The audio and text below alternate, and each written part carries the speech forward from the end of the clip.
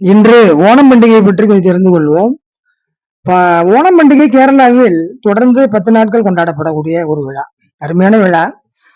இந்த வருடம் 16/8/2026 தொடங்கி 26/8/2026 நிறைவுறும் இவ்விழாவில் ஓணம் பண்டிகை மிகச் சிறப்பாக கொண்டாடப்பட இருக்கிறது.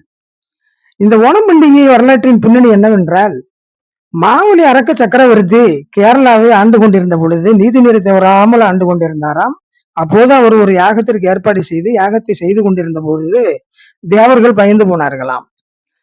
தேவர்கள் திருமாலிடம் சென்று அந்த யாகத்தை நிறைவேறாமல் தடுக்க வேண்டும் என்று கேட்டார்களாம்.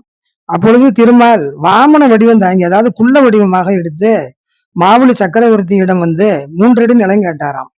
மாவலி சக்கரவர்த்தியும் தர ஒப்புக்கொண்ட வேளையில் பெருமாள் குள்ள வடிவத்தை நீக்கி பேருருவத்தை எடுத்து ஒரு அடியால் விண்ணையும் ஒரு அடியால் மண்ணையும் அளந்துவிட்டு 3வது அடி எங்கே வைப்பது என்று மாவலி சக்கரவர்த்தியிடம் கேட்டாராம்.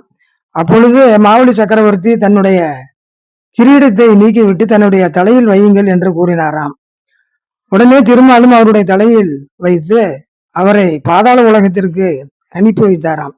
அப்போது திருமால் அவரிடம் என்ன கூறினாராம், வருடா வருடம் உன்னுடைய நாட்டிற்கு நீ வந்து உன்னுடைய நாட்டையும் உன்னுடைய மக்களையும் பார்த்து செல்லலாம் என்று கூறினாராம். அந்த நாள் தான் இந்த ஓணம் பண்டிகை நாள்.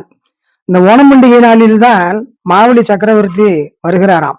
அதனால் ஒவ்வொரு வீட்டின் முன்பாகவும் அருமையான அழகான கோலங்களால் அலங்கரித்திருப்பார்களாம்.